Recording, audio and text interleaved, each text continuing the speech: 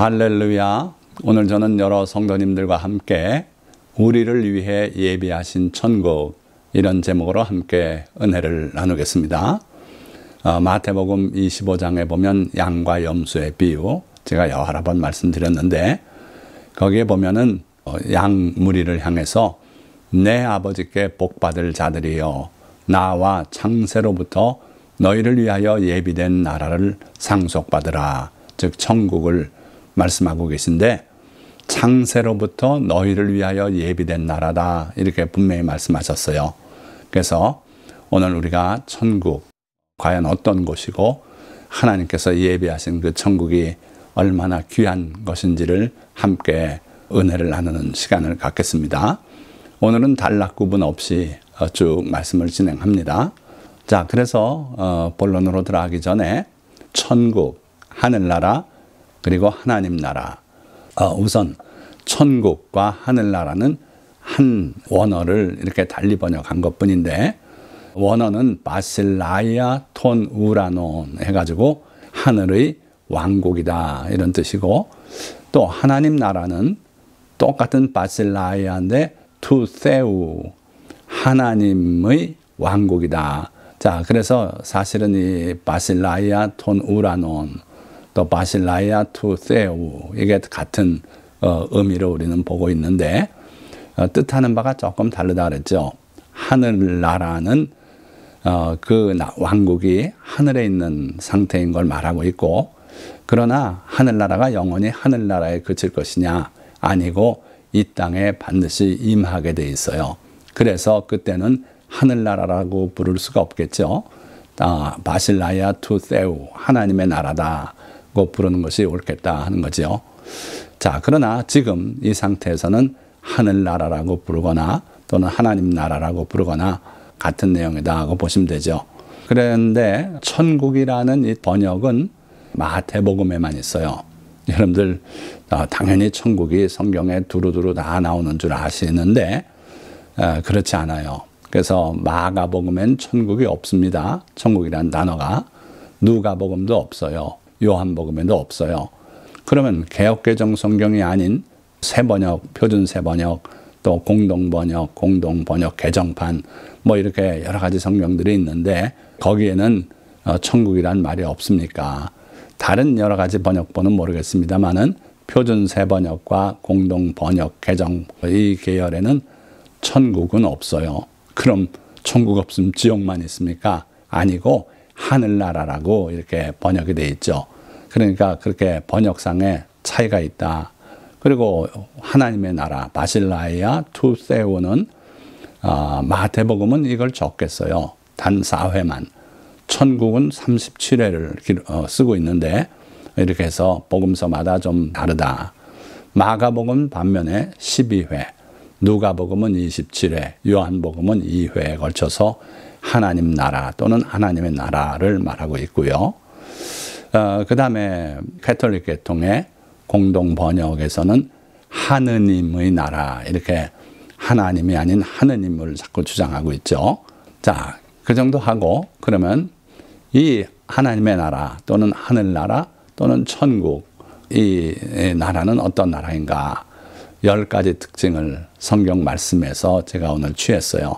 여러분들도 이 말씀 듣고 나서 나름대로 천국에 관한 여러분들의 믿음을 정리할 수 있는 그런 귀한 시간이 되시기를 예수 그리스도의 이름으로 축원드립니다. 자, 첫째는 아까 우리가 열면서 말씀 나눴지만 창세로부터 예비된 나라다. 마태복음 25장 34절. 그때의 임금이 그 오른편에 있는 자들에게 이르시되 내 아버지께 복받을 자들이여 나와 창세로부터 너희를 위하여 예비된 나라를 상속받으라. 분명히 창세로부터 예비됐다 그랬어요. 기억하시기 바랍니다. 자, 두 번째, 하나님의 장막이 사람들과 함께 계신 곳이 천국이다. 요한계시록 21장 3절 상반절 말씀 보니까 내가 들으니 보좌에서 큰 음성이 나서 이르되 보라, 하나님의 장막이 사람들과 함께 있음에 하나님이 그들과 함께 계시리니 그들은 하나님의 백성이 되고. 자, 이렇게 기록하고 있어요. 그러니까 하나님의 장막, 하나님의 거룩한 집, 그것이 사람들과 함께 있게 된다. 그리고 하나님이 구원받은 성도들과 함께 계시면서 그들은 하나님의 백성이 되고 하나님께서 그들의 눈에서 모든 눈물을 씻어주실 것이라고 기록하고 있어요. 그래서 하늘나라, 하나님 나라는 무엇보다도 하나님이 사람과 함께 계시는 곳이다. 그것이 천국이다 하는 거죠. 자, 세 번째, 의가 있는 곳, 새하늘과 새 땅. 베드로후서 3장 13절 말씀 보니까 우리는 그의 약속대로 의가 있는 곳인 새하늘과 새 땅을 바라보도다. 하늘나라, 그곳은 의가 있는 곳이에요. 악은 있을 수 없는 곳이고 악을 만들어냈던 사탄과 그 종자들, 이들은 다 불과 유황으로 타는 못에 던져졌고 그 천국은 의만 있는 곳이에요. 그리고 거기에는 이전 하늘, 이전 땅도 다 사라지고 새 하늘과 새 땅이 있는 곳, 거기에 세워진 나라가 바로 하늘나라, 하나님 나라다. 그래서 우리는 의가 있는 곳인 새 하늘과 새 땅을 바라보는 그러한 믿음으로 주님을 따라가야겠다 하는 거죠. 요한계시록 21장 1절의 말씀도 또 내가 새 하늘과 새 땅을 보니 처음 하늘과 처음 땅이 없어졌고 바다도 다시 있지 않더라. 하나님의 말씀은 하늘나라가 이 땅에 임할 때는 바다는 없어진다 그랬어요. 바다는 하나님 보시기에 많은 영혼들이 그 풍랑, 폭풍, 거기에 휘말려서 목숨을 잃고 시체도 건지지 못하고 그래서 마지막 심판 때에 바다가 죽은 자들을 다 내놓는다 그랬어요. 죽은 자들이 다 떠오르고 그러고는 바다는 사라져요. 그래서 천국 생활을 할 때는 바다는 볼 수 없는 줄 믿습니다. 자, 네 번째로 사망이나 애통하는 것이나 곡하는 것이나 아픈 것이 다시 있지 않은 곳이 바로 천국이다. 요한계시록 21장 3절에서 4절 말씀입니다. 모든 눈물을 그 눈에서 닦아주시니 다시는 사망이 없고 애통하는 것이나 곡하는 것이나 아픈 것이 다시 있지 아니하리니 처음 것들이 다 지나갔음이로라. 이것들은 다 처음 것이에요. 처음에 하나님이 천지를 창조하셨을 때 아담과 하와가 하나님을 거역하고 선악과를 따먹음으로써 이 땅에 죽음이 들어오고 이와 같은 저주가 들어와서 사람이 땅에 태어나서 사는 한평생 동안 많은 죽음을 보게 됩니다. 부모님들이 먼저 돌아가시고 또 사랑하는 자기 남편이나 아내가 세상을 먼저 떠나는 수도 있고 그런 일로 인해서 애통하고 곡하고 그리고 또 본인 자신도 병에 걸려서 고생을 하고 아프고 그런 일이 이 세상엔 가득 차 있어요. 이게 처음 것이에요. 그런데 처음 것이 다 지나가고 새 하늘과 새 땅이 임하고 하나님의 영원한 축복 가운데 살게 되는 나라가 하늘나라고 하나님 나라입니다. 그래서 거기에는 이러한 것들이 다시는 없을 것이다.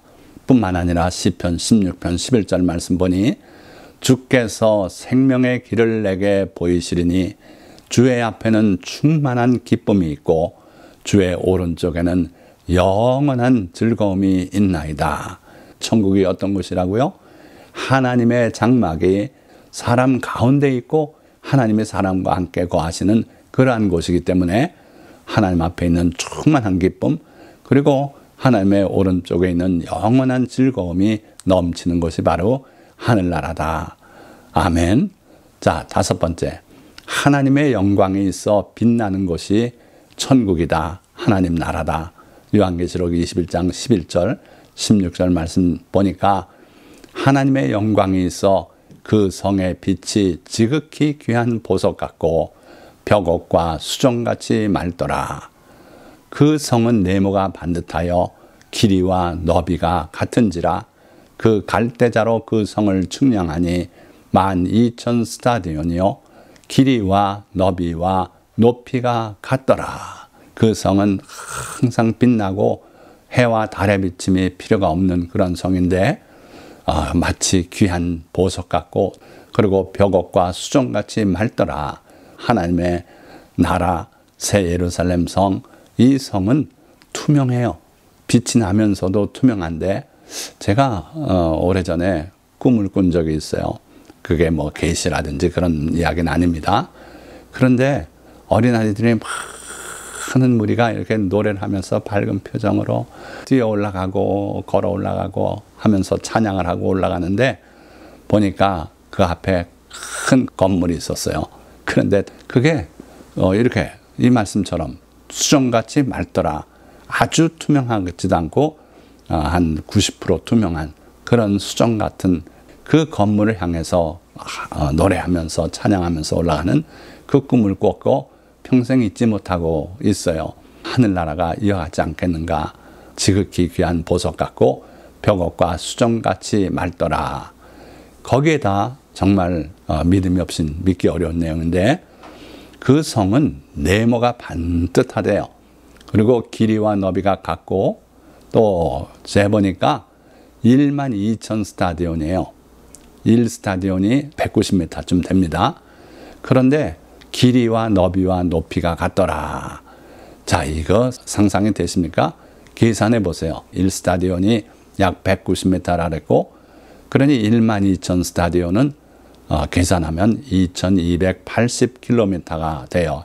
이게 길이도 그렇고 폭도 그렇고 높이가 또 그렇다 그랬어요. 그래서 새 예루살렘 성의 용적은 1.185 곱하기 10의 10승 세제곱킬로미터, 이게 그 성의 용적이에요. 여러분들이 이 엄청난 크기의 새 예루살렘 성을 드나들며 살게 되는데 어떤 분은 그래요. 농담이겠지만 누구나 예수 믿고 다 천국 가면 거기 사람 많아서 난 거기 안 갈란다. 그런 걱정하지 말라 그러세요. 그래서 예수님께서는 그 천국을 뭐라고 표현했는지 아십니까? 기억하십니까? 요한복음 14장 마지막 설교에 너희는 마음에 근심하지 말라. 하나님을 믿으니 또 나를 믿으라. 내 아버지 집에 거할 곳이 많도다. 그렇지 않으면 너희에게 일렀으리라. 내가 너희를 위하여 거처를 예비하러 가노니 가서 너희를 위하여 거처를 예비하면 내가 다시 와서 너희를 내게로 영접하여 나 있는 곳에 너희도 있게 하리라. 거할 곳이 많은 곳이라고 표현하셨어요. 하나님의 집, 내 아버지 집은 거할 곳이 많은 곳이다. 엄청난 공간을 가진 곳이다. 그렇지 않으면 너에게 일렀으리라. 하늘나라 좁은 곳이니 다 버리고 와라. 뭐 이런 식으로 말씀하셨을지도 모르겠어요. 그런데 하늘나라는 아버지의 집이고 거기에는 거할 곳이 많다. 거기에 너희를 위해서 또 거처를 마련하러 내가 간다. 마련하면은 다시 와서 영접해서 나 있는 곳에 너희도 있게 하리라. 아멘, 할렐루야. 우리 주님이 우리를 위해서 이렇게 예비하러 가셨다 하는 거죠. 자, 7대로 하늘나라는 돌아가야 할 하늘에 있는 더 나은 본향이다. 히브리서 11장 16절에는 그들이 이제는 더 나은 본향을 사모하니 곧 하늘에 있는 것이라. 그래, 하늘나라죠. 이러므로 하나님이 그들의 하나님이라 일컬음을 받으심을 부끄러워하지 아니하시고 그들을 위하여 한 성을 예비하셨느니라. 자, 우리가 이 땅에 살면서 고향을 떠나서 서울로 올라오고 유학을 가고 그러면서 또 고향을 그리워하고 그러지 않습니까? 그래서 누구나 자기가 떠나온 본향을 그리워하고 또 명절이 되면 찾아가 뵙고 이런 게 우리 인간의 본성이에요. 그런데 이제 예수 그리스도를 믿어 하나님의 백성이 된 우리에게는 더 나은 본향이 있다는 거예요. 하늘에 있는 것인데 하나님께서 우리를 위해서 예비하신 곳이다. 이게 바로 하늘나라다. 그래서 이 땅에 살면서 우리의 고향, 본향을 사모하는 것, 그 이상으로 하늘나라를 사모하고 그리워하고 하나님의 성을 바라보고 그러고 사는 게 우리의 믿음이다 하는 거죠. 자, 이런 찬송 있잖아요. 천국에서 만나보자 그날 아침 거기서. 참된 믿음을 가지고 우리가 살아간다면 이 새 예루살렘 성, 하나님께서 예비하신 더 더 나은 하늘에 있는 우리의 본향, 그 새 예루살렘 성에서 우리가 사랑하는 분들 다시 만날 수 있다. 이걸 기억하고 소망을 가지고 살아가시기를 예수 그리스도의 이름으로 축원드립니다. 자, 8번째, 생명수의 강과 생명나무가 있는 곳이 하늘나라 하나님 나라입니다. 요한계시록 22장 1절에서 2절 하반절 말씀 보니까 또 그가 수정같이 맑은 생명수의 강을 내게 보이니 하나님과 및 어린 양의 보좌로부터 나와서 길 가운데로 흐르더라. 천국의 길은 다 순황금으로 된 길이라 그랬어요. 그 길 한가운데로 강이 흐르고 있더래요. 그런데 그 강은 생명수의 강이고 또 수정같이 맑은 그러한 강이에요. 그런데 강 좌우에 생명나무가 있어 12가지 열매를 맺되 달마다 그 열매를 맺고 그 나무 잎사귀들은 만국을 치료하기 위하여 있더라. 천국의 중심 도로 한가운데로 그 생명수 강이 흐르고 그 생명수 강 양옆으로 생명나무가 그 강을 따라 쫙 자라고 있는데 이 생명나무는 참 신기한 게 1년에 한 가지 열매를 한철 맺고 지나가고 그런 게 아니고 12가지 열매를 달달이 맺어요.